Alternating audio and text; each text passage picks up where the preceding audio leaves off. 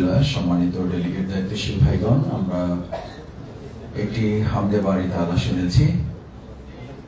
আপনারা যারা দাঁড়িয়ে কষ্ট করছেন, এখনো যারা বাইরে আছেন অথবা কোনো কারণে আমাদের প্রোগ্রামে এখনো যুক্ত হতে পারেননি, আমরা তাদের প্রতি দুঃখ প্রকাশ করছি। এটি সত্যি আমাদের জন্য মধুর বিড়ম্বনায় বলতে হবে। আমরা মহানগরী বেশ কয়েকবার মিটিং করেছি, প্রস্তুতি কমিটি, সেখানে 1000, তারপরে 1200, তারপরে 1500, এখন আমাদের 2000 পর্যন্ত ভাইরা উপস্থিত হয়ে গেছে আলহামদুলিল্লাহ। তো সঙ্গত কারণে মানে আমাদের সমস্ত ধারণাকে আপনারা বলা যায় যে ব্যর্থ করেছেন আর কি। আল্লাহ তাআলা এটা কবুল করুন। যারা কষ্ট করছেন তাদের এই কষ্টকে আরো যেন বরকতপূর্ণ করেন, যাতে তাদের কষ্টটা আল্লাহ তাআলা কবুল করেন। সম্মানিত ভাইরা, আমরা আলোচনায় যাব। এ পর্যায়ে সংক্ষেপে আমাদের সামনে আলোচনা করছেন প্রিয় কাফেলা বাংলাদেশ ইসলামী ছাত্র শিবিরের সাবেক কেন্দ্রীয় সভাপতি, ঢাকা মহানগরী দক্ষিণ, ধানমন্ডি দক্ষিণ থানার সম্মানিত আমির, প্রিয় ভাই হাফেজ রাশিদুল ইসলাম। বিসমিল্লাহির রহমানির রহিম। আলহামদুলিল্লাহি রাব্বিল আলামিন, আসসালাতু ওয়াসসালামু আলা রাসূলিল আমিন ওয়া আলা আলিহি ওয়া আসহাবিহি আজমাইন। আমাদের প্রিয় কাফেলা বাংলাদেশ ইসলামী ছাত্র শিবিরে যারা কোর দায়িত্ব পালন করেছেন সেই সকল ভাইদের নিয়ে আয়োজিত আজকের এই প্রীতি সমাবেশে উপস্থিত সম্মানিত সভাপতি, বাংলাদেশ জামাত ইসলামীর কেন্দ্রীয় নির্বাহী পরিষদের সম্মানিত সদস্য, আমাদের মহানগরীর সংগ্রামী আমির জননেতা নুরুল ইসলাম বুলবুল ভাই, উপস্থিত সম্মানিত নেতৃবৃন্দ, সম্মানিত ডেলিগেট বৃন্দ, আসসালামু আলাইকুম ওয়া রাহমাতুল্লাহি ওয়া বারাকাতুহু। আমরা একটা দীর্ঘ প্রস্তুতি নিয়ে আমাদের সময়গুলো অতিবাহিত করে আজকে এখানে বসেছি। বলা যায় যে আমাদের এখানে উপস্থিত সকলের একটাই বড় পরিচয়, আমরা ট্রেইনড ম্যান পাওয়ার। আমাদেরকে যদি এখানে বলতে বলা হয় যে আমরা কত দিক থেকে ট্রেইনড, নিঃসন্দেহে এখানে সবার সামনে একটি আয়াত সবার প্রথমে উপস্থাপন করতে হবে। আমরা প্রত্যেকেই সেটা করবো ইনশাআল্লাহ। সেটি হচ্ছে কামা আরসালনা ফীকুম রাসূলাম মিনকুম ইয়াতলু আলাইকুম আয়াতিনা ওয়া ইউযাক্কিকুম ওয়া ইউআল্লিমুকুমুল কিতাবা ওয়াল হিকমাহ ওয়া ইউআল্লিমুকুম মা লাম তাকুনু তা'লামুন। কারণ আমাদের এই প্রাণের কাফেলা সবার আগে যে প্রশিক্ষণটি দিয়েছে আমাদের অন্তরকে পরিশুদ্ধ করার। একজন মানুষের জন্য এর চেয়ে বড় পরিশুদ্ধির প্রশিক্ষণ, এর চেয়ে বড় কর্মসূচি বাস্তবায়নের মতো, সিদ্ধান্ত গ্রহণের মতো প্রশিক্ষণ আর কিছু থাকতে পারে না। এবং সেই প্রশিক্ষণটি নিয়ে আমাদের প্রিয় সাহাবায়ে কেরাম, সাহাবায়ে আজমাইন সিদ্ধান্ত বাস্তবায়ন করেছেন, পদক্ষেপ নিয়েছেন এবং একটি বড় কমপ্লিমেন্ট আল্লাহ রাসূল সাল্লাল্লাহু আলাইহি ওয়াসাল্লামের মুখ থেকে শুনেছেন তারা, যে তারা জান্নাতি, তারা সফল, তারা যালিকাল ফাউজুল আযীমের উত্তরাধিকারী। এবং সেটিকে সামনে রেখেই আমরা এই আন্দোলনে কাজ করেছি। প্রতি পদে পদে আমাদের কাফেলা আমাদেরকে সতর্ক করেছে, দৃষ্টি আকর্ষণ করেছে। এখানে আমাদের সম্মানিত মুদারিস সেই বিষয়গুলো বলে গেছেন। আমরা এমন একটি সুযোগ্য কাফেলায় ছিলাম, এমন একটি সুযোগের আওতায় ছিলাম, যখন তখন আমাকে সতর্ক করা হতো, যখন তখন আমাকে ইহতিসাব দেওয়া হতো। এটি আমাদের জন্য বড় একটি প্রাপ্তি, বড় একটি পাওনা। এবং এর মাধ্যমেই আমাদের চিন্তার বিকাশ শুরু করত। বিশেষ করে আমি বলবো যে আমরা এমন কিছু অগ্রসর চিন্তাশীল ট্রেইনড ম্যান পাওয়ার এখানে এসে উপস্থিত হয়েছি, যারা যোগ্য নেতৃত্ব শুধুমাত্র নয়, আমরা বলছি যে আমরা যোগ্য নেতৃত্ব তৈরির দায়িত্বশীল, তৈরি করার দায়িত্বশীল। আমাদের আওতায় অসংখ্য যোগ্য নেতৃত্ব ছিল, তাদেরকে আমরা ট্রেন করেছি। তো তাহলে যে ইউযাক্কিকুম আমরা উপস্থাপন করলাম, তার মানে আমার অন্তরটাকে আমি এমন ভাবে পরিশুদ্ধ করেছি যে আমি শুধুমাত্র আমার মধ্যে সীমাবদ্ধ থাকিনি, আমার পরবর্তী প্রজন্মকে এরকম পরিশুদ্ধির জায়গায় নিয়ে আসার জন্য চেষ্টা করেছি। এবং এজন্য আমরা পরিপূর্ণ পরিকল্পনা গ্রহণ করতে সক্ষম হয়েছি। তার মানে আমাদের যোগ্যতাগুলো, আমাদের প্রশিক্ষণ এমন দিকে নিয়ে যাওয়ার জন্য সবসময় ধাক্কা দিয়েছে যেখানে গেলে আমরা একটা পরিপূর্ণ পরিকল্পনা বাস্তবায়ন করতে পারি। দ্বিতীয়ত, আমরা পরিস্থিতি বুঝে সিদ্ধান্ত গ্রহণের জন্য ক্ষমতা যা লাগবে সেটার প্রশিক্ষণ নিয়েছি, যার মাধ্যমে আমাদেরকে কখনো বলে দিতে হয় না এখানে কাউকে যদি উপস্থাপন করা হয় ইন্ডিভিজুয়ালি। আমি বলবো না যে এখানে সমস্যাটা বলবো, আমরা ইন্ডিভিজুয়ালি আড়ালে নিয়ে যদি কেউ জিজ্ঞেস করে, যারা আমাকে কেউ চিনে না এরকম কেউ একজন জিজ্ঞেস করে আপনি কি শহীদ হওয়ার জন্য প্রস্তুত আছেন এই মুহূর্তে, কি বলেন? আমাদের প্রস্তুতির উত্তর কি হবে? আমি আপনাকে বলতে চাই না, আমি আল্লাহকে সাক্ষী রেখে এই সিদ্ধান্ত গ্রহণ করেছি, ইন্না সালাতি ওয়া নুসুকি ওয়া মাহইয়ায়া ওয়া মামাতি লিল্লাহি রাব্বিল আলামিন বলে। আপনাকে কেন বলবো? আমি আপনাকে বলার মধ্যে আমার কোনো কৃতিত্ব নাই, আমার কৃতিত্ব হচ্ছে আল্লাহ রাব্বুল আলামিনকে এটি নিশ্চিত করার মধ্যে। সেই প্রশিক্ষণটা আমি আমাদের এই কাফেলা থেকে নিতে পেরেছি এবং এটির কারণে কখন কার সাথে কি আচরণ করতে হবে, কি সিদ্ধান্ত গ্রহণ করতে হবে এগুলো আমরা বাস্তবায়ন করেছি। তৃতীয় এবং সর্বশেষ যে বিষয়টির প্রশিক্ষণ আমরা নিতে পেরেছি এই সংগঠন থেকে, এই সংগঠনটি আমার সংগঠন, এই কাফেলাটি আমার সংগঠন। আমরা পরিস্থিতি বুঝে সিদ্ধান্ত নেওয়ার পাশাপাশি এই সংগঠনের পরিবেশ সংরক্ষণের জন্য প্রশিক্ষণ নিয়েছি। বিশেষ করে আমি আপনাদেরকে বলবো যে দ্বীনি অনুভূতি প্রতিষ্ঠার প্রশিক্ষণ আমরা নিয়েছি। এই সংগঠনে অমুক রকম কি যোগ্যতার অধিকারী কি মানে আছে সেটা দেখার চেয়ে আমি মনে করি আমি নিজেকে এমন ভাবে পেশ করতে চাই যে এই সংগঠনের একজন জনশক্তি হিসেবে চেনার জন্য আমি নিজেই যথেষ্ট।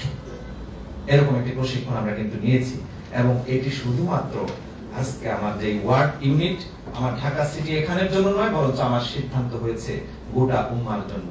আমি বিশ্বাস করি সেই উম্মার জন্য কাজ করার ক্ষেত্রে আমরা যারা এখানে কাজ করছি, এখানে এসেছি, তাদের প্রত্যেকের যোগ্যতাগুলোকে আরো বিকাশ সাধন করার জন্য আল্লাহ রাব্বুল আলামিন আমাদেরকে তৌফিক দান করবেন। এই আশাবাদ ব্যক্ত করে কথা শেষ করছি। আসসালামু আলাইকুম ওয়া রাহমাতুল্লাহ। আলহামদুলিল্লাহ, সম্মানিত ডেলিগেট ভাইরা, আমাদের সামনে মহানগরী মজলিসের শুরা সদস্য প্রিয় ভাই হাফেজ রাশিদুল ইসলাম বক্তব্য রেখেছেন। এ পর্যায়ে আমাদের সামনে বক্তব্য রাখছেন বাংলাদেশ জামাত ইসলামী কেন্দ্রীয় মজলিসের শুরা সম্মানিত সদস্য, বাংলাদেশ ইসলামী ছাত্র শিবিরের সাবেক কেন্দ্রীয় সভাপতি, মহানগরী কর্মপরিষদ সদস্য ভাই ডক্টর মোবারক হোসেন। বিসমিল্লাহ। বাংলাদেশ জামাত ইসলামী ঢাকা মহানগরী দক্ষিণের উদ্যোগে আয়োজিত আজকের সম্মানিত প্রিয় কাফেলার, আবেগের কাফেলার, আমাদের সংগ্রামী কাফেলার সাবেক দায়িত্বশীল ব্যক্তি নিয়ে আয়োজিত আজকের এই প্রীতি সমাবেশের সম্মানিত সভাপতি, কেন্দ্রীয় নির্বাহী পরিষদের অন্যতম সদস্য, ঢাকা মহানগর দক্ষিণের সম্মানিত সংগ্রামী আমির, শহীদি কাফেলা বাংলাদেশ ইসলামী ছাত্র শিবিরের সাবেক কেন্দ্রীয় সভাপতি জনাব নুরুল ইসলাম বুলবুল, উপস্থিত আছেন মহানগরীর সম্মানিত সেক্রেটারি, সম্মানিত নায়েব-বৃন্দ, সম্মানিত কর্মপরিষদ বৃন্দ, আজকের সুন্দর আয়োজনের প্রাণপ্রিয় ইসলামী আন্দোলনের মুজাহিদ ভাইরা, আসসালামু আলাইকুম ওয়া রাহমাতুল্লাহি ওয়া বারাকাতুহু। আমি মহান রব্বুল আলামিনের দরবারে শুকরিয়া জ্ঞাপন করছি যে মহান রব্বুল আলামিন আমাদেরকে 5 আগস্টের পর তরুণ শিক্ষার্থীদের আন্দোলনের ফলে একটি নতুন বাংলাদেশ, একটি স্বৈরাচার মুক্ত বাংলাদেশ পেয়েছে, জন্য আল্লাহ শুকরিয়া, আলহামদুলিল্লাহ। সম্মানিত উপস্থিতি, বাংলাদেশ ইসলামী ছাত্র শিবির হচ্ছে নেতৃত্ব তৈরির একটি অন্যতম স্বতন্ত্র শিক্ষা প্রতিষ্ঠান। শুধু শিক্ষা প্রতিষ্ঠান শুধু বাংলাদেশে নয়, ওয়ার্ল্ডের আজকে সকল জায়গায় আলহামদুলিল্লাহ ছাত্র শিবিরের ভাইয়েরা নেতৃত্ব দিচ্ছেন, আলহামদুলিল্লাহ। আজকে টোটাল বিশ্বে যেটা সবচেয়ে বড় প্রবলেম সেটা হচ্ছে যে আজকে সঠিক এবং যোগ্য নেতৃত্বের অভাব। 1973 সালে আলফার নাহান, উনি যুক্তরাষ্ট্রের নৌবাহিনীর প্রধান ছিলেন, উনি আক্ষেপ করে বলছিলেন যে কোন জাতিকে ধ্বংস করার জন্য হাইড্রোজেন নাইট্রোজেন বোমার দরকার নয়, কোন জাতিকে ধ্বংস করতে হলে তার নেতৃত্ব ধ্বংস করতে হবে, তার শিক্ষাকে ধ্বংস করতে হবে, তার সংস্কৃতিকে ধ্বংস করতে হবে। আজকে আমরা লক্ষ্য করেছি গত 17 বছর আজকে আমাদের দেশের যোগ্য নেতৃত্বকে ধ্বংস করার জন্য, আজকে আমাদের দেশের সংস্কৃতিকে ধ্বংস করার জন্য, আজকে আমাদের দেশের শিক্ষাকে ধ্বংস করার জন্য হেন কোনো পায়তারা নেতা তারা করে নাই। আজকে আমাদেরকে আগামী দিনের সেই সঠিক আজকে ওয়ার্ল্ড ট্রাইং যে task for the leadership, right was leadership, যে সত্যের বাহক এবং যোগ্য নেতৃত্ব হচ্ছে আজকে পৃথিবী কন্দন করছে। সেই জায়গা পূরণ করার জন্য আমাদেরকে প্রস্তুত নিতে হবে। আমরা পারবো ইনশাআল্লাহ। আমরা যদি সেই জায়গায় সেই প্রস্তুত দিতে পারি। এবং আজকে আমাদের 3টা চ্যালেঞ্জ আমাদের একসাথে ফেস করতে হবে যদি আমরা আমাদের দুর্বলতাকে কাটাতে চাই। একটা হচ্ছে ইন্টেলেকচুয়াল চ্যালেঞ্জ, একটা হচ্ছে টেকনিক্যাল চ্যালেঞ্জ, একটা হচ্ছে ফাইটিং চ্যালেঞ্জ। এই 3 চ্যালেঞ্জ যদি আমরা সমতালে আমরা নেতৃত্ব দিতে পারি তাহলে বাংলাদেশকে আমরা নেতৃত্ব দিব ইনশাআল্লাহ। দ্বিতীয়ত হচ্ছে আজকে আমাদের সমাজের মানুষ আমাদেরকে ফিল করেন, সেই ফিলের জায়গা থেকে আমরা এক একজন এক একটা যদি খালিদ বিন ওয়ালিদ, হযরত ওমরের মতো, হযরত ওসমানের মতো, হযরত আলীর মতো আমরা লোক তৈরি হতে পারি সমাজ থেকে, তাইলে আজকে আমাদের মানুষের যদি make the right assumption of man power, general people, আমি যদি মানুষের অ্যাজাম্পশনকে আমরা ধারণ করতে পারি, সাধারণ মানুষের বাস্তব অবস্থাকে আমরা ধারণ করতে পারি, তাহলেই আমাদেরকে আগামী দিনে সেই সঠিক নেতৃত্বের জন্য আমরা আমাদের আগামী দিনে আমাদের প্রত্যেকটা সেক্টরে আমাদের পার্সোনাল লিডারশিপ, আমাদের সোশ্যাল লিডারশিপ, আমার family leadership, organisational leadership, administrative leadership, all kind of leadership আমরা সাপ্লাই দিতে পারবো ইনশাআল্লাহ। এই জন্য আমাদের আগামী দিনে এই চ্যালেঞ্জগুলো মোকাবেলা করার জন্য ছাত্র শিবির যে উদ্দেশ্যে আমাদেরকে আমাদের এই কাফেলায় আমাদের সম্পৃক্ত করেছিলেন, যে আজকে আমাদের লিডার সমাজের সকল জায়গায় আমাদের নেতৃত্বগুলো আমরা যেন সুন্দরভাবে সব জায়গায় লিডারশিপ আমরা সাপ্লাই দিতে পারি।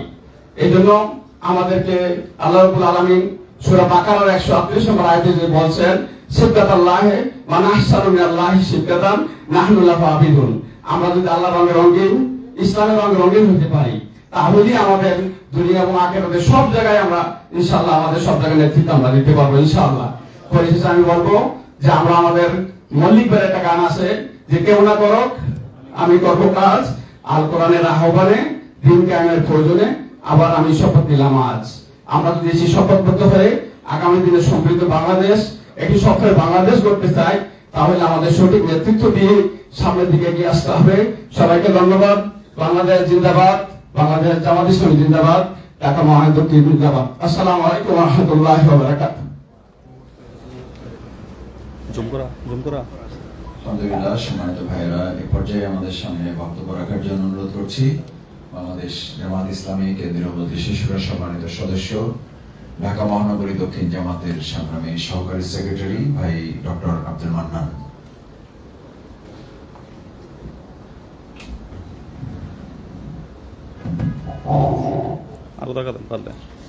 আসসালামু আলাইকুম ওয়া রাহমাতুল্লাহি ওয়া বারাকাতুহু।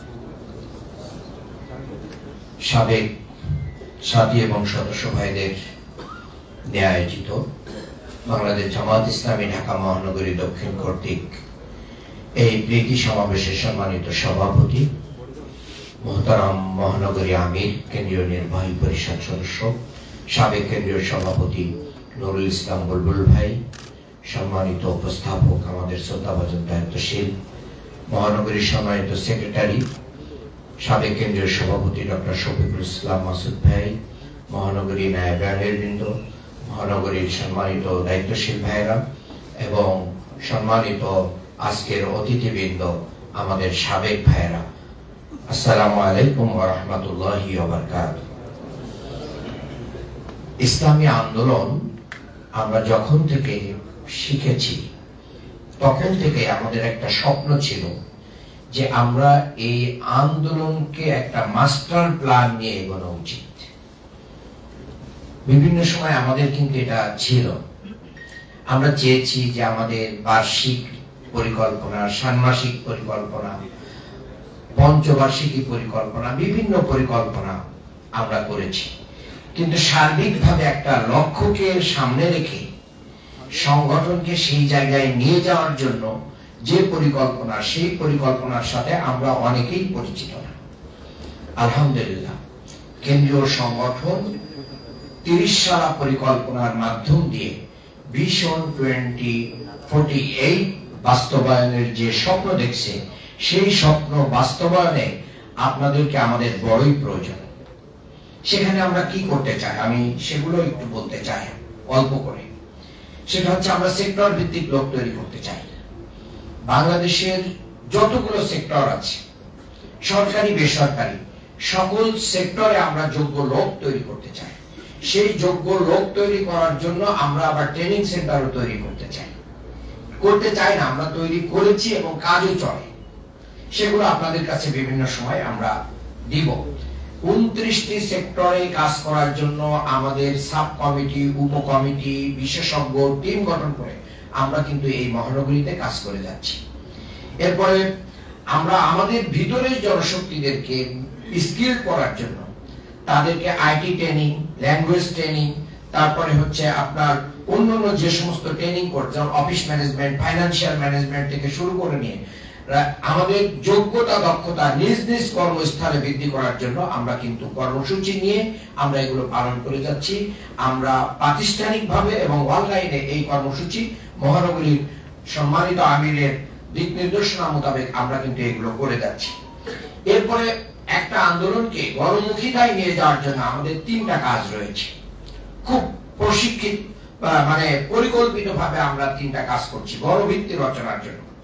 একটা হচ্ছে আমরা প্রশিক্ষিত দায়ী তৈরি করতেছি, তাদেরকে আলেমদেরকে বাছাই করে, স্কলারদেরকে বাছাই করে একটা ট্রেনিং প্রোগ্রামের মাধ্যমে কোর্স, কারিকুলাম সবকিছু রেডি করে ওয়েল ট্রেন্ড আপ করে তাদেরকে দিয়ে মাঠে ময়দানে আমরা বলছি এখন আপনি দায়ী, আপনি দাওয়াতি কাজ করবেন।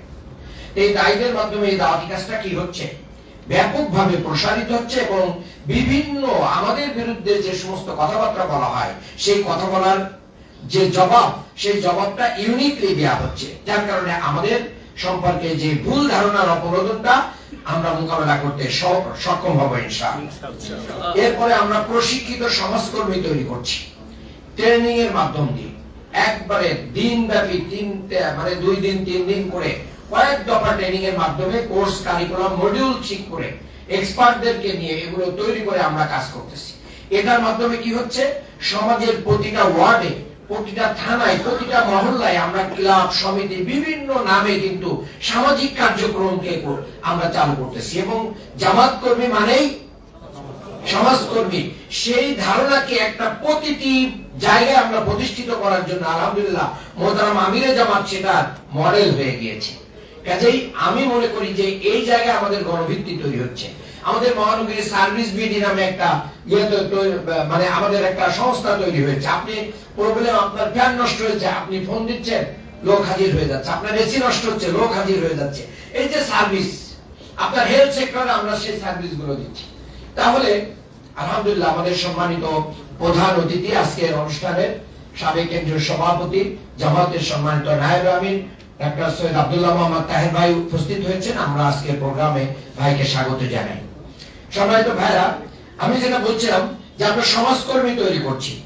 এরপরে গণভিত্তি রচনার জন্য আমাদের 2 ধরনের মিডিয়া খুব ইম্পর্টেন্ট, একটা সোশ্যাল মিডিয়া আর একটা ইলেকট্রনিক প্রিন্ট মিডিয়া। এই যত মিডিয়ার যে জগৎটা আছে, এখানেও আমরা ট্রেনিং এর মাধ্যমে, দেশি বিদেশি ট্রেনিং এর মাধ্যম দিয়ে একদল দক্ষ লোক তৈরি করতেছি যারা আমাদের পক্ষে বিভিন্ন জায়গায় বসে বসে ফাইট করবে আলহামদুলিল্লাহ। তাহলে এই 3টা সেক্টরকে যদি আমরা সমন্বয় করে পরিচালনা করতে পারি, আমাদের গণভিত্তি রচনা হবে না হবে না? ইনশাআল্লাহ হবে। এই জায়গা থেকে আপনাদের সহযোগিতা প্রয়োজন। নেতৃত্ব সংকটের জন্য আমরা একবারে পার্লামেন্ট মেম্বার থেকে শুরু করে নিয়ে মেম্বার পর্যন্ত তাদেরও আমরা ট্রেনিং এর ব্যবস্থা করতেছি কোর্স কারিকুলামের মাধ্যম দিয়ে। তার মানে সংগঠন কি করতেছে, একবারে টপ থেকে বটম পর্যন্ত ওই ট্রেনিং এর মাধ্যম দিয়ে পুরো জনশক্তিকে দক্ষ করে আগামীর বাংলাদেশের নেতৃত্ব দেওয়ার জন্য প্রস্তুতি নিচ্ছে। এরপরে আমরা দাওয়া সেন্টার তৈরি করতেছি, আমরা তথ্য কেন্দ্র তৈরি করতেছি, আমরা বিভিন্ন সার্ভিস যাতে ঘরে বসে পেয়ে যায়, আগুন লাগলো কোথায় ফোন দিবে, পুলিশে মানে একটা বিপদে পড়লো কোথায় ফোন দিবে, একটা মানুষের পাশে চলে আসা, দাফন কাফন থেকে শুরু করে নেয়। আমাদের তো এটা বিরাট সেক্টর রয়েছে, বিশেষ করে অ্যাম্বুলেন্স সার্ভিস থেকে শুরু করে নেয়। এটার মাধ্যম দিয়ে আমাদের কি হচ্ছে, সমাজের মানুষের সাথে আমাদের হৃদয়ের সম্পর্ক তৈরি হচ্ছে। জামাত ইসলামী সম্পর্কে যে ভুল মেসেজ সমাজে ছিল, সেই মেসেজ কিন্তু কি হয়েছে, যার কারণে এই সমাজের ইয়াংরা কি বলতেছে, গত রাত্রেও সেটা প্রমাণ করে দিয়েছে, তুমি কে আমি কে, এটা ভুল প্রমাণিত হয়েছে। এই তৎপর দিয়ে আর জাতিকে কি করা যাবে না, বিভ্রান্ত করা যাবে না। কিন্তু আমরা যারা আগে এই তৎমা লাগিয়ে ঘুরে বেড়াতাম, আমরাই বিভ্রান্তির ভিতরে আছি, আমরা নিজেদেরকে অগ্রসর করতে পারছি না। এই জায়গাটার পরিবর্তন আমাদের সবার আগে দরকার। সবশেষে আমি বলতে চাই, প্রিয় ভাইরা আমার, দুনিয়ার সুযোগ সুবিধার জন্য আমরা অনেক সময় বাতিলের সাথে আঘাত করি, সম্পর্ক গভীর করি, যেটা আমাদের জনশক্তিদেরকে কষ্ট দেয়। আমি বিশ্ববিদ্যালয়ের সভাপতি ছিলাম, ইসলাম বিশ্ববিদ্যালয়, আমি যদি বাতিলের সাথে আপোষ করে আতাত করে আমার জীবন আমার আদর্শকে যদি জলাঞ্জলি দিই, আমাকে অনুসরণ করা আমার বক্তব্যে জীবন দেওয়ার জন্য যারা সেদিন বিশ্ববিদ্যালয় ক্যাম্পাসে সিদ্ধান্ত নিয়েছিল, তারাই সংগঠনকে কি বুঝবে? এটা যেন আমাদের দ্বারা না হয়। অনেকে হয়েছে একটা বড় জায়গা অফিসারকে, অনেক হাই লেভেলের একজন অফিসারকে আমাদের একজন সদস্য ভাই, দায়িত্বশীল ভাই বলছেন যে আপনি তো বিশ্ববিদ্যালয়ে আপনার শাহাদাতের খবর এসেছিল যে আপনি শহীদ হয়ে গিয়েছেন, আপনি যদি সেদিন শহীদ হতেন তাহলে আপনি সফল হতেন, কিন্তু আমি দেখছি আপনি এই প্রতিষ্ঠানে বসে যে দুর্নীতি এবং অন্যায়ের সাথে আপনি লিপ্ত হয়েছেন, আজকে আপনার জাহান্নাম ছাড়া কোনো পথ নেই। কাজে আমি মনে করি যে সংগঠন যে পরিকল্পিত কাজগুলো করে যাচ্ছে, এই পরিকল্পিত কাজের সাথে আপনার আমার শরীক হওয়ার প্রয়োজন আছে না নাই? আমার সন্তান, আমার ফ্যামিলি, আমার ভাই এবং ইসলামী ছাত্র শিবিরের যে কর্মীটা টাকার অভাবে আজকে প্রতিযোগিতামূলক পরীক্ষায় অংশগ্রহণ করতে পারছে না, আইডিয়াল হোমে রাখতে পারছি না, তাদের নার্সিং এর আমরা সুব্যবস্থা করতে পারছি না, আপনার বুদ্ধি, পরামর্শ এবং অর্থ দিয়ে আমাদের এই সেক্টর ভিত্তিক কাজকে এগিয়ে নিয়ে যাওয়ার জন্য আপনারা সহযোগিতা করবেন, এই আশাবাদ ব্যক্ত রেখে আমার বক্তব্য শেষ করছি। আল্লাহ হাফেজ। আসসালামু আলাইকুম ওয়া রাহমাতুল্লাহি ওয়া বারাকাতুহু।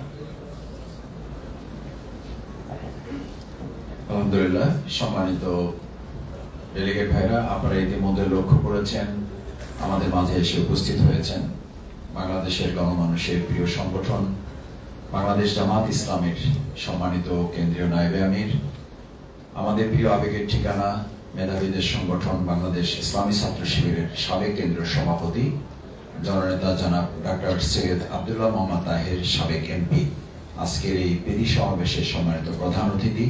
আমরা আজকের এই প্রীতি সমাবেশ থেকে তাকে আন্তরিক কৃতজ্ঞতা ধন্যবাদ জানাচ্ছি। সম্মানিত ভাইয়েরা, এ পর্যায়ে আমাদের সামনে বক্তব্য রাখছেন বাংলাদেশ ইসলামী ছাত্র শিবিরের সাবেক কেন্দ্রীয় সভাপতি, কেন্দ্রীয় মজলিসের শুরার সম্মানিত সদস্য, ঢাকা মহানগরী দক্ষিণ সংগঠনের সংগ্রামী সহকারী সেক্রেটারি ভাই দেলোয়ার হোসেন।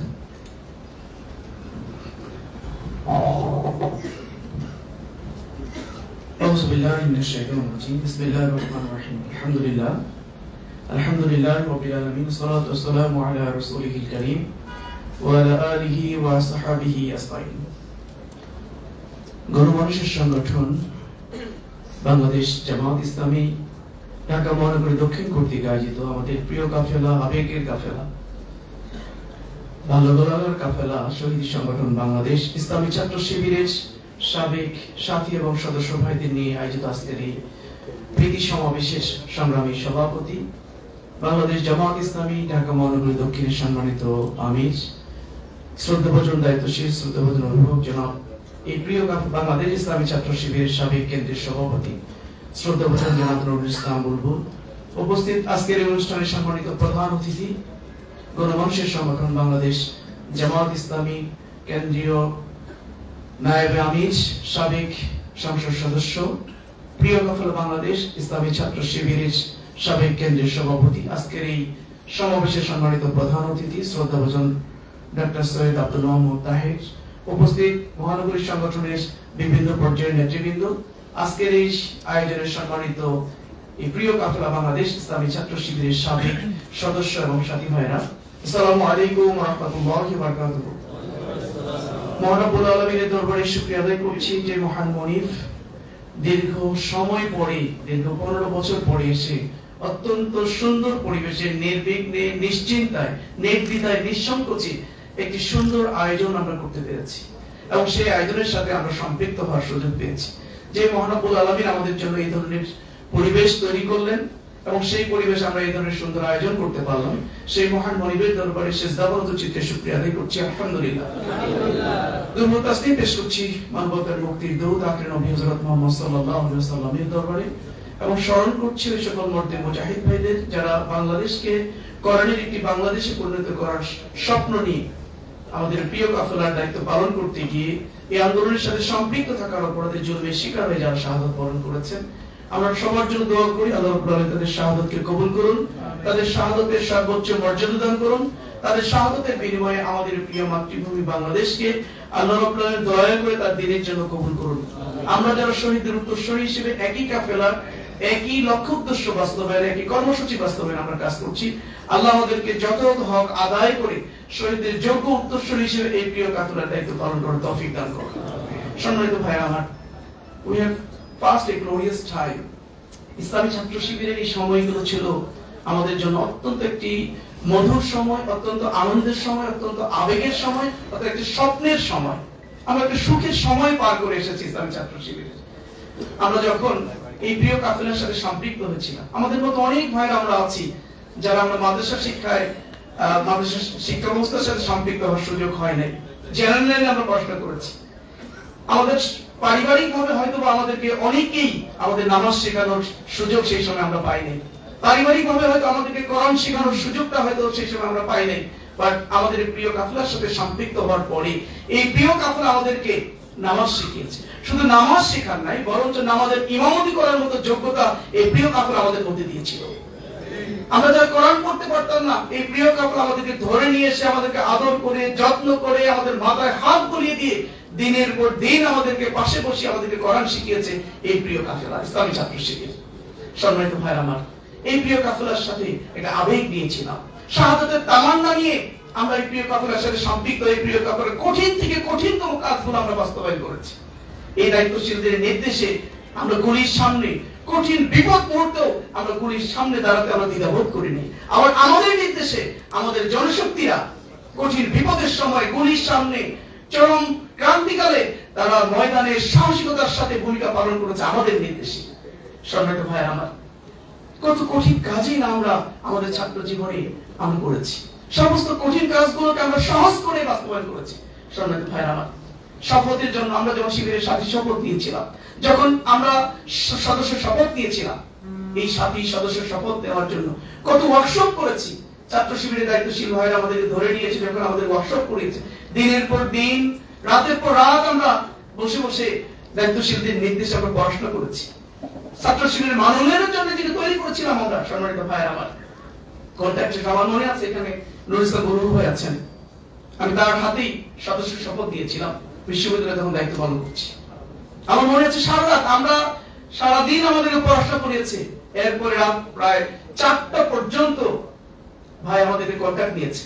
কন্ট্যাক্ট নেওয়ার পরে ফজরের ঠিক পূর্ব মুহূর্তে তিনি আমাদেরকে শপথ দিয়েছেন। এরপরে আমরা মোনাজাত করে সালাতুল ফজর আদায় করে আমরা সেখান থেকে বিদায় নিয়েছি। কত মানে একটা বলা যায় একটা আবেগের, এই সংগঠনের জন্য কত আবেগ নিয়ে আমরা কাজ করেছি। সম্মানিত ভাইরা আমার, আজ সেই শপথের জনশক্তি ভাইরা আমরা আজকে মূল আন্দোলন থেকে কত দূরে আমরা চলে গেছি। দুনিয়ার ফেসিবাদী শক্তির ভয়ে আমরা কতটা পিছনে পড়ে আছি। আমি সম্মানিত ভাইরা আমার, আমরা দুনিয়ার রঙে রঙিন হওয়ার পরিবর্তে অনেক ভাইরা আমরা মানে আখিরাতের রঙে রঙিন হওয়ার পরিবর্তে আমরা দুনিয়ার রঙে রঙিন হয়ে আছি। সম্মানিত ভাইরা আমার, আজকে দেখুন অনেক ভাইদেরকে বলতে গেলেই তারা বলেন যে ভাই আমরা তো আছি, আপনাদের সাথেই আছি। আমি আপনাদেরকে তাবুক অভিযানের সেই ঘটনাটি শুধু স্মরণ করে দিয়ে শেষ করব। আপনারা জানেন আল্লাহ যখন তাবুক অভিযানের জন্য আল্লাহ রাসূল যখন সাহাবীদেরকে নির্দেশ দিলেন যে যে অবস্থায় আছো এই অবস্থায় তোমরা বেরিয়ে পড়ো, সমস্ত মুমিন মুসলমানরা আল্লাহ রাসূলের নির্দেশে বেরিয়ে পড়লো। 3 জন মুমিন ব্যতীত, যারা প্রত্যেকে ছিল অনেক পরিষ্কার, অনেক দিনদার, যারা ছিল অনেক বেশি আমানতদার, এবং এই অভিযান ব্যতীত প্রত্যেকটি অভিযানে তারা সেনানির ভূমিকা পালন করেছে। বাট মানবিক দুর্বলতার কারণে যখন আল্লাহ রাসূল তাদেরকে নির্দেশ দিলেন বের হওয়ার জন্য, তারা বলল ইয়া রাসূলুল্লাহ আমরা আসছি।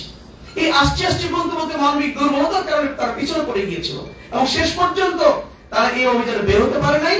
এবং আল্লাহ রাসূল এই অভিযান থেকে ফিরে আসার পরে তারা এতটাই লজ্জিত হয়েছিল যে তারা আল্লাহ রাসূলের সামনে যাওয়ার তারা সাহস পাননি। শুধুমাত্র এই অপরাধের কারণে আল্লাহ রাব্বুল পক্ষ থেকে কোরআনে আয়াত নাযিল হলো, এবং দীর্ঘ 51টা দিন তাদেরকে শাস্তি দেওয়া হয়েছিল। 3 জন সাহাবীকে মুসলিম জামাত থেকে বিচ্ছিন্ন করা হয়েছিল, সামাজিকভাবে বয়কট করা হয়েছিল, অর্থনৈতিকভাবে বয়কট করা হয়েছিল, শেষ পর্যন্ত তাদের স্ত্রীদের পর্যন্ত তাদের শ্বশুরালয়ে পাঠিয়ে দেওয়ার নির্দেশ দেওয়া হয়েছিল। অপরাধ ছিল নামাজ না পড়া, অপরাধ ছিল রোজা না রাখা না, অপরাধ যাকাত না দেওয়া না, অপরাধ হজ না করা না, অপরাধ ছিল জিহাদ ফি সাবিলিল্লাহর কাজে অংশগ্রহণ না করা, এই কাজে দুর্বলতা প্রদর্শন করা। সম্মানিত ভাইরা, আজকে বাস্তব জীবনে এসে এই ধরনের কত দুর্বলতা আমরা প্রদর্শন করছি। এই ধরনের কত মানবিক দুর্বলতা আমাদেরকে গ্রাস করে ফেলেছে। আসুন সম্মানিত ভাইরা আমার, সকল মানবিক দুর্বলতার উঠে উঠে যে আবেগ নিয়ে, যে অনুভূতি নিয়ে এই প্রিয় কাফেলা ইসলামী ছাত্র শিবিরের সাথে সম্পৃক্ত হয়েছিলাম, যে আবেগ, যে স্পিরিট নিয়ে আমরা প্রিয় কাফেলার সাথী হয়েছিলাম, সদস্য হয়েছিলাম, আজকে আসুন আমাদের এই হারানো মানিক, আমাদের হারানো স্বর্ণের টুকরা ভাইরা, আসুন আমরা সেই আবেগ, সেই অনুভূতি নিয়ে এই প্রিয় কাফেলা বাংলাদেশ জামাত ইসলামীর সাথে সম্পৃক্ত এই কাফেলা আমরা সর্বোচ্চ সদস্য শপথ নিয়ে আমরা যেন এই প্রিয় কাফেলার যে টার্গেট, সেই মকসুদে মঞ্জুর পৌঁছানোর জন্য আমরা যেন অগ্রণী পালন করতে পারি। আল্লাহ সেই তৌফিক আমাদেরকে দান করুন।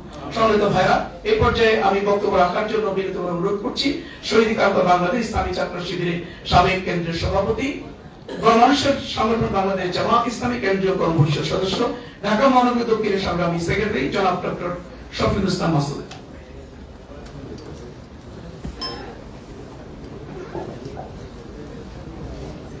আউযু বিল্লাহি মিনাশ শাইতানির রাজিম। বিসমিল্লাহির রহমানির রহিম। আলহামদুলিল্লাহ ওয়াসসালাতু ওয়াসসালামু আলা রাসূলিল্লাহ ওয়া আলা আলিহি ওয়া সাহবিহি আজমাইন। শহীদ কাফেলা বাংলাদেশ জামাত ইসলামী ঢাকা মহানগরী দক্ষিণের উদ্যোগে আয়োজিত আজকের এই প্রীতি সমাবেশের সম্মানিত সভাপতি শ্রদ্ধেয় জননেতা নুরুল ইসলাম বুলবুল, সম্মানিত প্রধান অতিথি কেন্দ্রীয় নায়েবে আমির আমাদের শ্রদ্ধাভাজন জননেতা জনাব ডক্টর সৈয়দ আব্দুল্লাহ মোহাম্মদ তাহের, সাবেক এমপি, সম্মানিত মহানগরী নেতৃবৃন্দ, উপস্থিত আজকের এই প্রোগ্রামের ডেলিগেট, সাবেক সাথী এবং সদস্য ভাইয়েরা, আসসালামু আলাইকুম ওয়া রাহমাতুল্লাহি ওয়া বারাকাতুহু। সম্মানিত ভাইয়েরা, মহান আল্লাহ সুবহানাহু ওয়া তাআলা আমাদেরকে পৃথিবীতে প্রেরণ করেছেন তার পরিকল্পনা বাস্তবায়নের জন্য। আল্লাহ তাআলা সেই প্রসঙ্গে উল্লেখ করেন, আফাহাসিবতুম আন্নামা খালাকনাকুম আবাসা ওয়া আন্নাকুম ইলাইনা লা তুরজাউন। মানুষ কি এটা মনে করে যে তাকে এমনিতেই পৃথিবীতে পাঠানো হয়েছে, কোনো উদ্দেশ্য নাই, কোনো লক্ষ্য নাই, কোনো গোল নাই, কোনো টার্গেট নাই, ওয়া ইলাইনা লা তুরজাউন, অথচ তাকে তোমার কাছে ফিরে আসতে হবে। আমি নিজে নিজে কখনো কখনো নিজেকে জিজ্ঞেস করি যে আমি আমার পরিকল্পনা মতো কি পৃথিবীতে এসেছি কেউ? আচ্ছা আপনি বলেন, আপনারা আপনার পরিকল্পনা মতো কি পৃথিবী থেকে কেউ বিদায় নিতে পারবেন? এই দুটো কথা যদি সত্য হয়, তাহলে মাঝখানের কথাটা কেন সত্য হবে না? মাঝখানের কথাটা কি? আপনার আশাটা আল্লাহর পরিকল্পনা, যাওয়াটা আল্লাহর পরিকল্পনা, মাঝখানের পরিকল্পনাটা শুধু আপনার, কার? কিন্তু আমরা ভাগ করেছি কি হিসাবে বলেন? আসছি আল্লাহর পরিকল্পনায়, যাবো আল্লাহর পরিকল্পনায়, শুধু মাঝখানের পরিকল্পনার বাস্তবায়ন হবে কার? এটা আপনারা বলতে চাচ্ছেন না, কার? কিন্তু হচ্ছে কার? হচ্ছে আমার। দ্বিতীয় কথা হচ্ছে, আবাসা শব্দ দিয়ে তাফসীরের যে কথাটা বোঝানো হয়েছে, ভালো করে খেয়াল করেন, এখানে অনেক ওলামায়ে কেরাম আছেন। আফাহাসিবতুম আন্নামা খালাকনাকুম আবাসা। আবাসা শব্দের অর্থ হচ্ছে শুধু এটি নয় যে অনর্থক কাজ, অনর্থক ইবাদত। অনর্থক কাজ শুধু বলা হয় না, অনর্থক ইবাদত। অনর্থক ইবাদত বলতে ওলামায়ে কেরামগণ বলেছেন সেই সমস্ত ইবাদত, সেই নামাজ, সেই রোজা, সেই হজ, সেই যাকাত, সেই তাহাজ্জুদ, সেই তেলাওয়াত, সেই সাদাকা, সেই জিকির, যার সাথে আল্লাহ তাআলা এই পৃথিবীতে আপনাকে পাঠানোর মূল উদ্দেশ্যের সম্পর্ক নাই। লিউযহিরাহু আলা দ্বীনি কুল্লিহি। সূরা তাওবা, সূরা ফাত, সূরা নূর, সূরা সাফ, এরকম অসংখ্য আয়াত এই লিউযহিরাহু আলা দ্বীনি কুল্লিহি, অর্থাৎ আল্লাহর জমিনে আল্লাহর দ্বীনকে বিজয়ের সাথে যে সালাতের সম্পর্ক নাই, সেই সালাতকে অনর্থক বলা হয়েছে। আল্লাহর দ্বীন বিজয়ের সাথে যে তাহাজ্জুদের সম্পর্ক নাই, সেই তাহাজ্জুদকে অনর্থক বলা হয়েছে। কারণ এই তাহাজ্জুদের সম্পর্ক এভাবে নির্ধারণ করা হয়েছে, রুহবানাল লাইল ফুরসানান নাহার। তার দরবেশগিরি হবে সৈনিকগিরির জন্য, তার দরবেশগিরি শুধু দরবেশগিরির জন্য না, তার তাকওয়াগিরি শুধু তাকওয়াগিরির জন্য না। ওই তাকওয়াগিরি যদি তাকওয়ার প্র্যাকটিক্যাল প্ল্যাটফর্মটাই না পায়, তাহলে সেটা বুঝতেই পারবে না যে তার তাকওয়াটা স্ট্যান্ডার্ড আসলে জায়গা মতো পৌঁছেছে কিনা। এটা বোঝার উপায় হচ্ছে দ্বীন কায়েমের এই ক্ষেত্রে। সম্মানিত ভাইয়েরা, সেই জন্য আজকে এখানে আপনারা আমরা যারা আছি, আমি আপনাদেরকে বিশেষভাবে একটা অনুরোধ করতে চাই।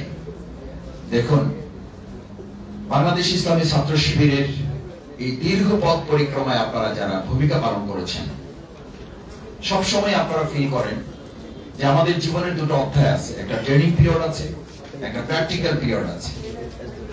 আপনারা আজকে এখানে যারা আছেন তারা আপনারা ট্রেনিং পিরিয়ড শেষ করেছেন, এখন প্র্যাকটিক্যাল পিরিয়ডে আপনারা আছেন। আমরা প্র্যাকটিক্যাল পিরিয়ডে আছি। আমাদের শহীদ আলী হাসান মুজাহিদ ভাই আমাদের পরিষদে আমাদেরকে একটা কথা স্মরণ করাতেন, বাংলাদেশ ইসলামী ছাত্র শিবিরকে ব্যর্থ করার জন্য গোটা পৃথিবীতে এক আল্লাহ ছাড়া কেউ এটা করতে সক্ষম নন।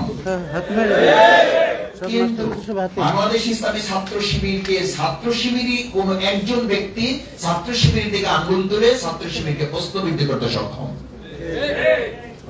অর্থাৎ আপনি যে ছাত্র শিবির, আমি যে ছাত্র শিবির থেকে তৈরি হয়েছি, আমারই ভূমিকার উপরে ভিত্তি করে কেউ আমার দিকে আঙ্গুল তাক করে বলবে এই যে দেখেন শফিকুল ইসলাম মাসুদ ছাত্র শিবির থেকে তৈরি হয়েছে, অথচ তার ভূমিকাটা ট্রেনিং পিরিয়ড একরকম ছিল, বক্তব্য একরকম ছিল, আলোচনা একরকম ছিল, এখন বাস্তবে তার ভূমিকাটা হচ্ছে এরকম। সেই জন্য আজকে আমি যদি আপনাদের কাছে জিজ্ঞেস করি, আমরা গোটা পৃথিবীকে চ্যালেঞ্জ করার আগে আমরা কি আজকে এই সিদ্ধান্ত নিতে পারবো যে আমার কোন ভূমিকা, আমার প্রিয় সংগঠন যার জন্য আমি জীবন বাজি রাখতে সিদ্ধান্ত নিয়েছিলাম, সেই প্রিয় সংগঠন বাংলাদেশ ইসলামী ছাত্র শিবিরের দিকে কেউ আঙুল তুলে প্রশ্ন সৃষ্টি করুক, সেই জায়গা আমরা আর কাউকে সুযোগ তৈরি করতে দেব না। যদি সেটা হয় তাহলে আমি আপনাদের কাছে আজকে প্রথম অনুরোধ করতে চাই, ভাইয়েরা, এখান থেকে আজকে আমরা সিদ্ধান্ত নেই। বাংলাদেশ ইসলামী ছাত্র শিবিরকে নিয়ে আমাদের স্বপ্ন ছিল, আমরা স্বপ্ন দেখতাম, এখন দেখাতাম, এখনো দেখাচ্ছি, আপনারা দেখাচ্ছেন, আমাদের ছাত্র শিবির আমাদেরকে এখনো দেখাচ্ছে। বিশেষ করে 2024 সালের 5ই আগস্ট ছাত্র এবং জনতার গণ অভ্যুত্থান আরেকবার স্মরণ করে দিয়েছে ছাত্র সমাজের কোন সিদ্ধান্ত কখনো ব্যর্থ হয়নি, হচ্ছে এবং ভবিষ্যতে হবে না। আজকে যে ছাত্র সমাজ উই ওয়ান্ট জাস্টিসের স্লোগান তুলেছে, এটার শেষ পরিণতি হবে আল্লাহর জমিন, আল্লাহর দ্বীন বিজয়ের মাধ্যমে। কারণ জাস্টিসের মূল কথাই হচ্ছে ইসলাম। আমি আমাদের অনেক ছাত্র বন্ধুদের সাথে কথা আমি জিজ্ঞেস করেছি, ভাই তোমরা যে জাস্টিসের কথা বলেছো এটার মূল কথা কি? বলছে মাসুদ ভাই আপনারা ইসলাম বলেন, আমরা জাস্টিস বলি, এর মধ্যে কোনো পার্থক্য নাই, কথা একই। আলহামদুলিল্লাহ, এই অনুভূতি যে ছাত্রদের মধ্যে জাগ্রত হয়েছে এর পিছনে ছাত্র শিবিরের ভূমিকা আছে। ভবিষ্যতে ছাত্রদের হাত ধরেই এই ভূমিকার চূড়ান্ত রূপ বাংলাদেশে পরিগ্রহ হবে ইনশাআল্লাহ। সেটার জন্য দিন কায়েমের এই প্রয়োজনীয়তাটাকে আমাদের মধ্যে লালন করা শুধু না, এটাকে এখন বাস্তব প্রায়োগিক জীবনে নিয়ে আসতে হবে। আমি আপনাদের কাছে দ্বিতীয় যে অনুরোধ করে শেষ করতে চাই, ভাইয়েরা, আমাদের এই প্রিয় মাতৃভূমি বাংলাদেশ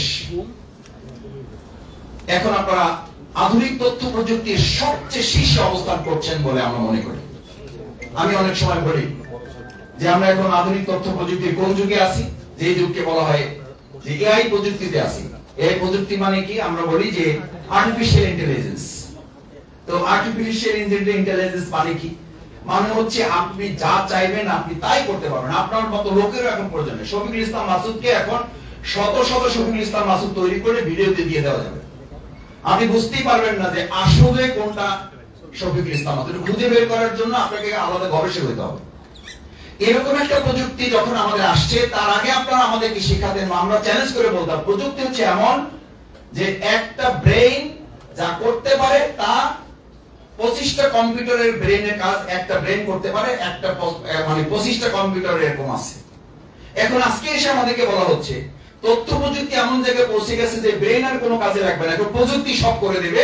30 কোটি মানুষ আগামী 6 মাসের মধ্যে এই আমাদের উপমহাদেশে বেকার হয়ে যাচ্ছে।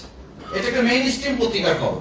আচ্ছা, আমি আপনার কাছে জিজ্ঞেস করি, যেই ক্ষমতা দিয়ে আগে আমাদের প্রযুক্তিতে আমাদেরকে ধমকাতেন মানে প্রযুক্তি ধমকাতো যে ব্রেন আর কোনো কাজে লাগবে না, এখন সেই প্রযুক্তি বলছে মানুষ আর কোনো কাজে লাগবে না, এই মানুষ বেকার হয়ে যাবে। আমি তখন বলেছি বা এখন বলছি বা আমাদেরকে বলতে হবে, এই প্রযুক্তির কাছে গুগলে সার্চ দিয়ে পৃথিবীর সব পাওয়া যায়। আমি তখন হাসতে হাসতে বলি যে ওখানে সার্চ দেন, ভাই গুগল আসসালামু আলাইকুম, আমার কিছু সৎ লোক দরকার, সাপ্লাই দেন। আপনি এখন টেস্ট করে দেখেন, যদি আমার কথা সত্য না হয় টেস্ট করে দেখুন, ওখানে সার্চ দেওয়ার সাথে সাথে সে নিয়ে যাবে ক্লাস 7 এর নৈতিকতা শিক্ষায়। অর্থাৎ গুগলের কাছে এর চেয়ে বেশি আপডেট নাই। বাংলাদেশ জামাত ইসলামী ইসলামী ছাত্র শিবির সেই আপডেট থেকে গুগলকে ছাড়িয়ে আমরা 2001 থেকে 6 পর্যন্ত আকণ্ঠ নিমজ্জিত দুর্নীতিতে গ্রস্ত একটা বাংলাদেশের 3টা মন্ত্রণালয় দুর্নীতি মুক্ত ভাবে পরিচালনা করে আমরা প্রমাণ করেছি সমস্ত দুর্নীতির ঊর্ধ্বে উঠে জামাত ইসলামী ছাত্র শিবির দেশ পরিচালনায় সক্ষম।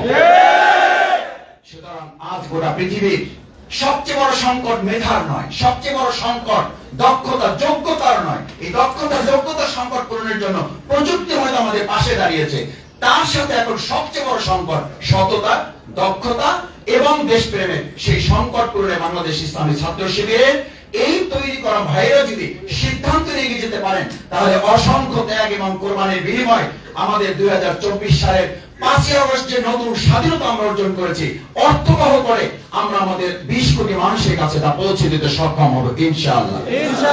সেই প্রত্যয় যদি এখান থেকে আজকে আমরা নিতে পারি তাহলেই আজকে আমাদের এই প্রীতি সমাবেশ সফল এবং সার্থক হবে। আসুন 2024 সালের 5ই আগস্টের নতুন করে অর্জিত স্বাধীনতাকে অর্থবহ করার জন্য আজকে এখানে ভাইয়েরা সিদ্ধান্ত নেবেন সে প্রত্যাশা ব্যক্ত করে আমি আমার কথা শেষ করছি। এই পর্যায়ে আমাদের সামনে কথা বলার জন্য অনুরোধ করছি বাংলাদেশ জামাত ইসলামীর সম্মানিত কেন্দ্রীয় কর্ম পরিষদের সদস্য ঢাকা মহানগরী দক্ষিণ জামাতের সম্মানিত নায়েব আমির জনাব যে সম্মানিত ভাইরা আমাদের শ্রদ্ধেয় প্রধান অতিথির অন্য আরো একটি প্রোগ্রাম আছে সে কারণে আমরা আর বেশি সময় হয়তো তাকে পাবো না, তো সেই কারণে আমরা আমাদের শ্রদ্ধেয় প্রধান অতিথি এখন আমাদের সামনে বক্তব্য রাখবেন। এই পর্যায়ে আমাদের সামনে বক্তব্য রাখার জন্য অনুরোধ করছি বাংলাদেশ জামাত ইসলামী কেন্দ্রীয় নির্বাহী পরিষদের অন্যতম সদস্য কেন্দ্রীয় নায়েব আমির বাংলাদেশ ইসলামী ছাত্র শিবিরের সাবেক কেন্দ্রীয় সভাপতি আজকের এই প্রীতি সমাবেশে সম্মানিত প্রধান অতিথি জননেতা জনাব ডক্টর সৈয়দ আব্দুল্লাহ মোহাম্মদ তাহের।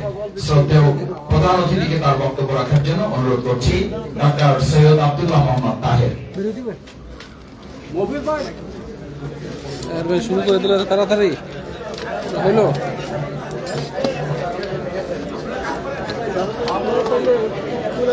কোনো কথা হবে না, কোনো কথা হবে না, কোনো সাউন্ড হবে না, দাঁড়াও কথা বলো না।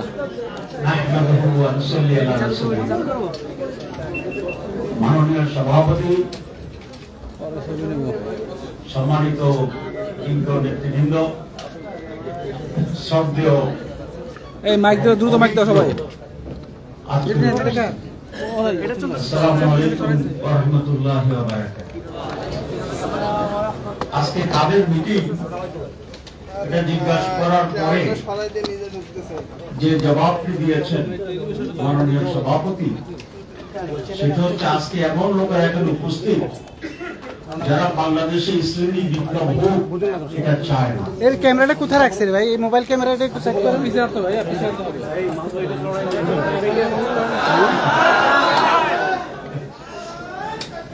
আল্লাহু আকবার। উপর পিছন। আল্লাহু আকবার। জি, আপনাদের জবাব আমি আসছিলাম একটা বিপ্লবী বক্তৃতা দেওয়ার জন্য,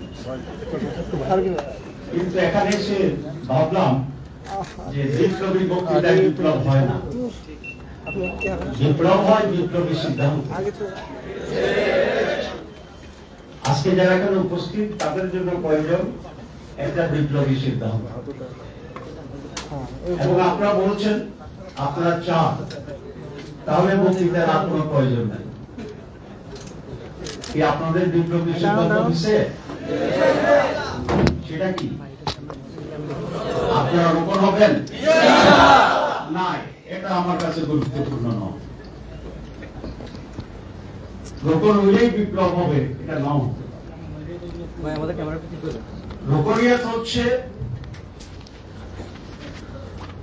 ইমানের একটি প্রাথমিক স্তর, এটা কোনো মধ্যম কিংবা চূড়ান্ত স্তর নয়। এটি আপনি সুউচ্চ জায়গার জন্য প্রথম সিঁড়িতে আপনার পাকে রাখলেন মাত্র, এবং উপরে উঠার যাত্রা শুরু হলো মাত্র। এখানে আমাদের একটা ভুল আছে, আমরা মনে করি রোপণিয়াতটাই আমার জীবনের ইসলামী আন্দোলনের জন্য একটি চূড়ান্ত ধাপ, এবং সে কারণে রোপণ হওয়ার প্রক্রিয়া আমাদের যে কর্মচাঞ্চল্য থাকে, আমাদের যে ডিটারমিনেশন থাকে, আমাদের ভিতরে যে সিরিয়াসনেস, আমি অনেক রোপণকেও দেখেছি, এরপরে তার সিরিয়াসনেসের একটি স্টিডিনেস, স্থিতিশীলতা তৈরি হয়ে যায়। কিন্তু রোপণ বা রোপণিয়া ইটস এ বিগিনিং আমার হায়ার স্টাডি বা হায়ার প্লেসে যাওয়ার জন্য। I just get an admission on অনার্সে ভর্তি হওয়ার পরে কেটে দেওয়া না পড়ে তিনি কি ফার্স্ট ক্লাস ফার্স্ট হবেন? সো রোপণিয়াতকে টার্গেট করা ঠিক হবে না। তাহলে আজকে কি জন্য ডাকা হয়েছে? রোপণ হওয়ার জন্য? ইয়েস। রোপণকে অর্জন করার জন্য? ইয়েস। রোপণ হওয়ার শর্তগুলো অর্জন করার জন্য? ইয়েস। যদি আমি নেগেটিভলি শুরু করেছি টু বি পজিটিভ,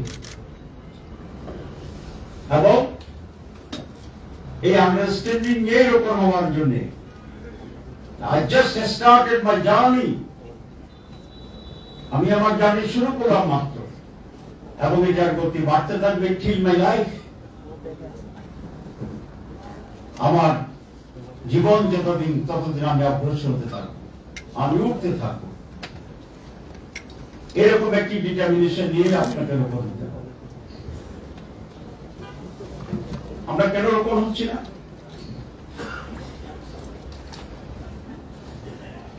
এখানকার মহানগরী আমির কি খুব কঠোর, যে সুলচেরা বিশ্লেষণ করে সামান্যতম কোনো ঝামেলা থাকলে রোপণ করছে না, এরকম একটা বাজে আমির? কি বলেন? দয়ালু? দয়ালু আপনি করছেন না কেন? আপনারা 5 ওয়াক্ত নামাজ পড়েন কে কে? আলহামদুলিল্লাহ। আলহামদুলিল্লাহ পড়তে পারেন, নাও পড়তে পারেন। কেন পড়তে পারেন? সব কিছুতে আলহামদুলিল্লাহ, এরই পজিটিভ। আর কেন পড়ার প্রয়োজন নাই? এটা তো পড়তেই হবে, এটা তো পড়তেই হবে। এখানে আলহামদুলিল্লাহ বলার কি আছে? এটা তো আমি পড়বই। আচ্ছা, তারপরে বলেন আলহামদুলিল্লাহ। The spirit of ibadah, Masud তো বলেছে তাহাজ্জুদ ওইরকম ইবাদত করতে হবে যেটি আমাকে একটি লক্ষ্যের দিকে নিয়ে যাবে। তাই ইবাদতের মূলনীতি, উসুলে ইবাদত যেটাকে বলা হয়, সেটা আমাদের জানতে হবে, বুঝতে হবে। এবং এই উসুলে ইবাদত বুঝে যখন আমি ইবাদত করব, তখন সেই ইবাদত আমাকে কাঙ্ক্ষিত লক্ষ্যে নিয়ে যাবে, ডেস্টিনেশনে নিয়ে যাবে। তাহলে আমরা নামাজ পড়ি, ঠিক আছে? নামাজ না পড়লে কর্মী থাকা যায়? ইমানদার থাকা যায়? তো নামাজ পড়তেই হবে। এটা রোপণ আপনি হন বা না হন, আপনাকে নামাজ পড়তে হবে। আমরা ফরজ ইবাদত গুলো তো করতে হবে, রোপণ হই বা না হই, নাকি? রোজা রাখেন না কে কে? তাহলে আমি ফরজ ইবাদত করছি, আমি কোরআন অধ্যয়ন করতে হবে, আমি করছি। একটা মাত্র ঝামেলা থাকে রোপণ এবং নন রোপণের ভিতরে, সেটা কি? সেটা হচ্ছে রিপোর্ট রাখা। রিপোর্ট না রাখলেও ইমানদার হওয়া যায়, যায় না? যায় না? যায়। আপনাদের মোহতারাম আমিররা আমার সম্পর্কে কি ধারণা করলেন? ইটস ভেরি ক্লিয়ার, রিপোর্ট না রাখলেও ইমানদার হওয়া যায়। ইমানদার না হয়ে থাকবেন কে? হাত তোলেন। আমরা ইমানদার আছি, তাহলে রোপণটা হচ্ছে না কেন? শুধু রিপোর্টের জন্য? তো ঠিক আছে, রিপোর্ট লাগবে না, শপথ দিয়ে দেন। জি না, ঠিক আছে, আমি আজকে রোপণ মানিয়ে যেতে চাচ্ছি। রোপণ ছাড়া আর কি ঝামেলা আছে বলেন? আমি এক বিয়েতে গেছিলাম উত্তরা, এক লোক শুধু সব ঠিক আছে, সবাই সার্টিফিকেটও দিছে যে উনি সব ঠিক আছে, তো সবাই শুধু তো রিপোর্ট সমস্যা। আমি বললাম যে রিপোর্ট নিয়ে আসো, রোপণ প্রার্থীর ফর্ম নিয়ে আসো, ঠিক আছে, এবং আমি তাকে রোপণ প্রার্থীর ফর্ম দিয়ে দিলাম, দিয়ে হয়ে গেছে। আমরা রিপোর্টটা কেন রাখি? রিপোর্টের জন্য না আমাদের জন্য? রিপোর্টের জন্য না কোরআন অধ্যয়নের জন্য? আপনি যদি সেগুলো করেন তো রিপোর্টের কি প্রয়োজন? আমি যদি আমার লক্ষ্যে পৌঁছে যাই তাহলে রিপোর্ট দেখার কোনো বিষয়, তাহলে সহজ। রিপোর্টটা রাখতে হবে। রিপোর্টটা কেন রাখতে হবে? এটা রিপোর্টের প্রয়োজনে রিপোর্ট রাখার কোনো প্রয়োজন নেই। আমি আসলে মন থেকে মনে করি যে রিপোর্টের কোনো প্রয়োজন নেই, কিন্তু আমাদের আসল বক্তা আসছে,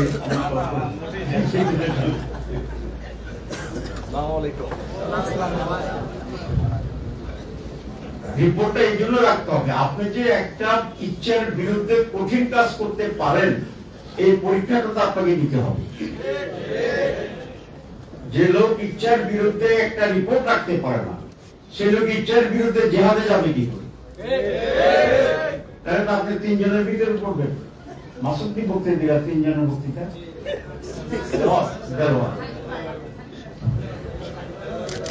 রিপোর্ট রাখাটা কঠিন কাজ, এতে কোনো সন্দেহ নেই। কিন্তু যেহেতু আমার সংগঠন রিপোর্ট রাখার দীর্ঘদিনের অভিজ্ঞতা এটা স্থির করেছে যে রিপোর্ট মানুষকে কিছুটা হলেও সুশৃঙ্খল এবং লক্ষ্যে নিয়ে যেতে পারে। আপনি নিজেই টেস্ট করেন যে আপনার রিপোর্ট রাখবেন না 1 সপ্তাহ, তখন দেখবেন যে আপনার মানের একটু গন্ডগোল হয়ে গেছে। ঠিক?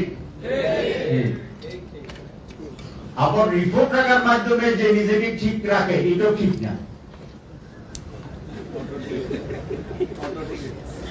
এটাও ঠিক। কি বলেন? আপনারা খুব চালাক মানুষ, এই জন্য এটা বলিতে পারতেছি না। এটাও ঠিক, সবই ঠিক। তো আমি যেহেতু লম্বা বলা বেশি, আমি আপনাদের অনুরোধ করতে বাংলাদেশে ইসলামী সমাজ পরিবর্তনে আমি কিন্তু বিপ্লব বলি দিচ্ছি, সমাজ পরিবর্তনে একটি পরিবেশ, পজিটিভ পরিবেশ তৈরি হয়েছে, ঠিক কিনা? জামাত ইসলামীকে যারা ঘৃণা করত, জামাতকে না বুঝে যারা বিরোধিতা করত, তাদের মাঝে জামাত ইসলামী সম্পর্কে একটি পজিটিভ ধারণা সমাজে তৈরি হয়েছে। এটাকে আপনারা টের পান? অ্যাক্টিভ মেডিকেল ফাউন্ডেশনের প্রধান বাংলাদেশের বলা যায় 1 নম্বর ডাক্তার। আমি ব্লাড টেস্ট করতে গিয়েছিলাম নীরবে, টেস্ট করে গাড়িতে উঠার জন্য সিঁড়িতে দাঁড়িয়েছিলাম। ওই মুহূর্তে ওই চেয়ারম্যান, মাননীয় চেয়ারম্যান গাড়ি থেকে নেমে আমাকে দেখে অনেকটা একটুখানি জোরে হেঁটে, ওনার বয়স 84, তো জোরে হাঁটলো আর কত জোরে, কিন্তু ভাব দেখালেন যে একটু জোরে হেঁটে এসে আমাকে জড়ে দিচ্ছে, ধরেই বলে যে তাই সাহেব চলেন না আমার রুমে। আমি তো গাড়ি কিন রাষ্ট্রের চেয়ারম্যানের রুমে নিয়ে গেছে, বিশাল রুম, অনেক কথা। হঠাৎ বললো যে আপনারা ক্ষমাতে আসবেন। চিন্তা চেতনা উনি আমাদের বিপরীত মেরুর মানুষ। তা বলল যে স্যার এবার আসবো না, ঠিক আছে? আসবো বলছি না আসবো না বলছি?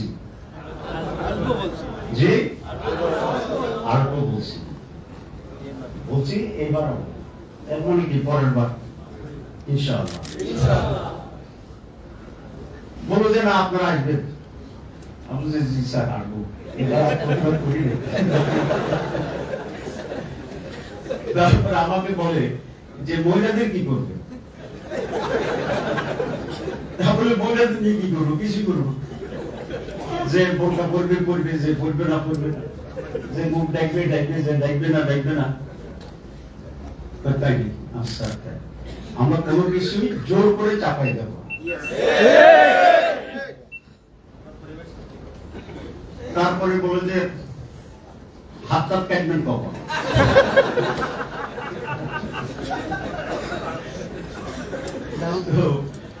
আমি বললাম যে স্যার আমরা এখন ওয়েলফেয়ার স্টেট করব।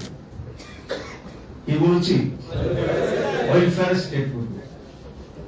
উনি বলে তাহলে তো কোনো সমস্যাই নেই। তারপরে স্যার আসলে তো সমস্যা নেই, এটা সমস্যা তো আপনারা আমাদেরকে না বুঝে বিরোধিতা করেন। তারপরে বলে যে আপনি যা বলছেন আমি তো অবাক হচ্ছি, যদি তাই হয় আমি আপনাদের সমর্থন করি। এই যে কড়া বিপরীতের মানুষ, তাহলে this is the position of Jamaat Islam. যে দুটি ইস্যু উনি অ্যাড্রেস করেছেন আমি তাকে ধন্যবাদ দিলাম। উনি ৭১ সালের কথা বলেন, কি বলেছে? সমাজে অনগোয়িং কিছু সমস্যা বা বিভ্রান্তি সম্পর্কে কথা বলেছে এবং এটা আমাদেরকে এগুলোর সমাধান করতে হবে, মানুষকে ক্লিয়ার করতে হবে। যদি আমরা ক্লিয়ার করতে পারি, আমরা যা তাই যদি মানুষ জানে, তাহলে বাংলাদেশের উচ্চ শ্রেণীর মানুষেরা যারা আমাদেরকে আগে ঘৃণা করতো তারাই বলেছে কোনো সমস্যা নাই। আপনাদের প্রতিটি মানুষের কাছে যেতে হবে, নারী পুরুষ নির্বিশেষে, শিক্ষিত অশিক্ষিত নির্বিশেষে। আগে জামাত ইসলামের কথা বলে কোন উঁচু জায়গায় যেটা আমাদের পা কাঁপত, ওই ভদ্রলোক কি বলে কিভাবে নেবে? এখন কি সে অবস্থা আছে? এখন পা কাঁপানোর রোগ থেকে আমাদের মুক্ত হইতে হবে। আল্লাহ ছাড়া কাকে ভয় করি না,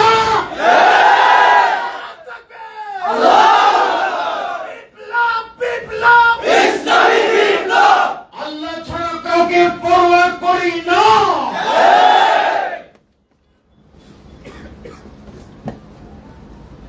আমরা এই পৃথিবীর শ্রেষ্ঠ সন্তান, যারা সত্যের জন্য লড়াই করে,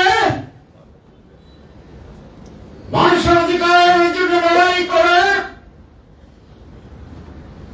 স্বাধীনতার পক্ষে লড়াই করে, মুক্তির সংগ্রামে অগ্রসরণের ভূমিকা পালন করে,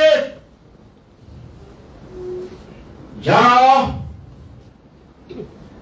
হাজারো সম্পদকে লাথি মারে আল্লাহর দ্বীনের জন্য, যারা পেটে পাথর মেরে নারায়ে তাকবীর স্লোগান দিতে পারে,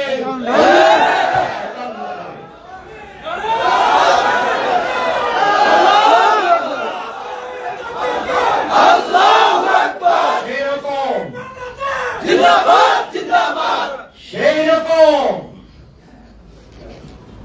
অসাধারণ এক্সেপশন, এমন কি এক্সেপশন যাদের এই স্বীকৃতি আছে বাংলাদেশের সমাজে, আপনারাই পারবেন দুর্নীতি মুক্ত সমাজ গড়তে। বাকিদের কথা কি এরকম বলে? জামাত ইসলামী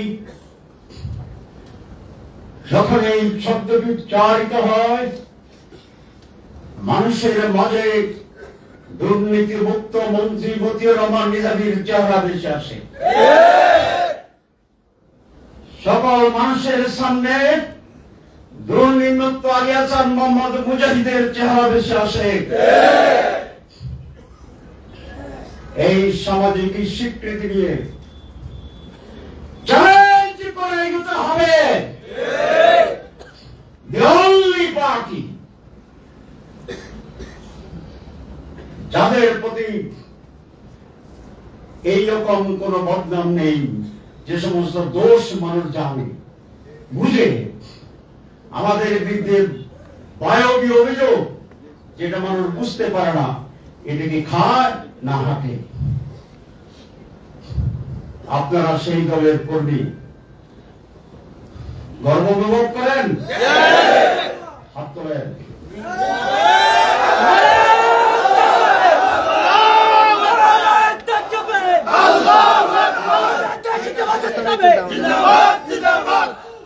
ঠিক আছে, আমি যদি এখন জিজ্ঞাসা করি, বাহাত বলতে বলি, কারা কারা জীবন দেবেন, আমি জানি কারো হাতে নিচে থাকবে না, সবাই উঠাবে।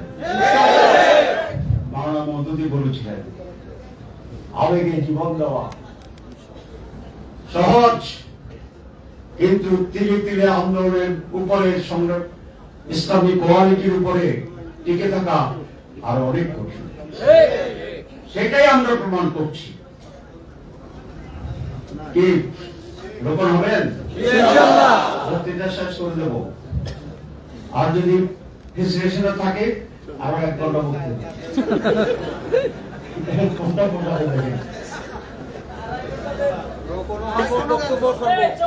দুইটাই চলবে।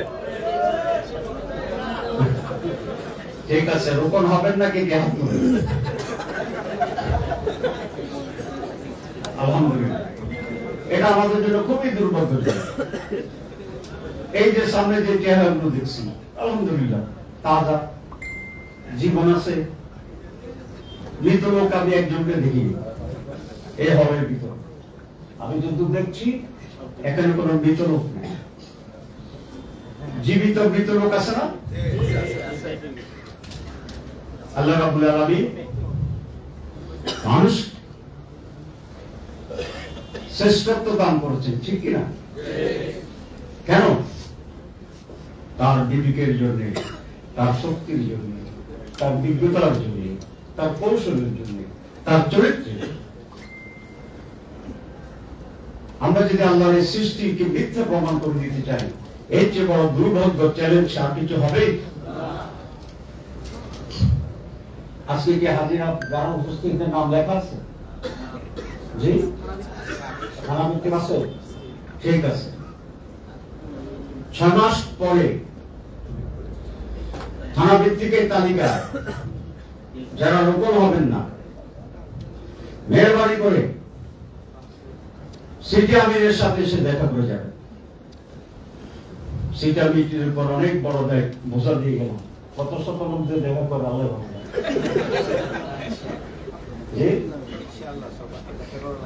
লাগবে না?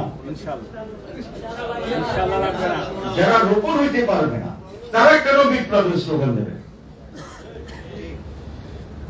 তারা বিপ্লবের স্লোগান দেবেন না? মেহরবানি। যারা সামান্য রোপণ হইতে পারে না, আগে কি বলছি? রোপণ হইতে পারে না, এখন কি বলছি? সামান্য রোপণ হইতে পারে না। ইসলামী বিপ্লবের শরীকের তুলনায়, একজন মুজাহিদের তুলনায়, একজন বিপ্লবীর তুলনায়, একজন সমাজ পরিবর্তনের নায়কের তুলনায় রোপণিয়া খুবই সামান্য জিনিস। এই সামান্য জিনিস যিনি অর্জন করতে পারবেন না, আমরা যখন বিপ্লবের সিদ্ধান্ত নেব, তাদের নাম, তাদের সংখ্যা আমাদের মুজাহিদের তালিকায় উঠলে বিভ্রান্ত তৈরি করবে। মেহরবানি করে আপনার নিজের নাম নিজে কেটে দিবেন। যারাই বাকি আছে তাদের নিয়ে আমরা লড়াইয়ের সিদ্ধান্ত নেব। তাদের নিয়ে বদর হবে, উহুদ হবে, খন্দক হবে, তাবুক হবে, এবং ইনশাআল্লাহ বাংলাদেশে পরিপূর্ণভাবে ইসলাম কায়েম হবে। আর সেদিন পূর্বের আকাশে দীপ্ত সূর্য উদিত হবে, পাখিরা গাছের মাঝে কিচির মিচির করে ভোরের ঘোষণা দিবে।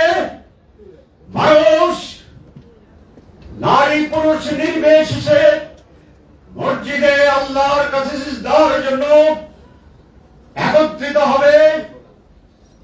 খাদ্যের অভাবে কোনো মানুষ ক্ষুধার্ত থাকবে না, কাপড়ের অভাবে কোনো সতর না ঢাকা মানুষের থাকবে না। শিক্ষা শিক্ষিত ন্যূনতম শিক্ষার বাইরে কোন নাগরিক থাকবে না, কোন সন্ত্রাস হবে না, কোন রাহাজানি হবে না, লুটপাট হবে না, চুরি হবে না, ডাকাতি হবে না। ব্যক্তিত্ব এবং অধিকারের এক মহাশৈলাব শান্তির ফলগু দ্বারা প্রবাহিত হবে। সেই নতুন বাংলাদেশ আমরাই গড়ব ইনশাআল্লাহ। ধন্যবাদ।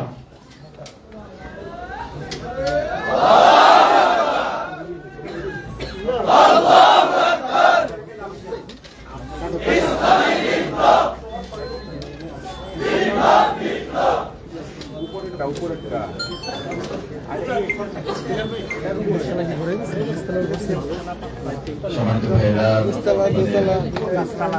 পর্যন্ত আমাদের সামনে আজকের অনুষ্ঠানে প্রধান অতিথি ডক্টর সৈয়দ আব্দুল্লাহ মোহাম্মদ তাহের, সাবেক এমপি বক্তব্য রেখেছেন। এ পর্যায়ে আমাদের সামনে বিশেষ অতিথির বক্তব্য রাখবেন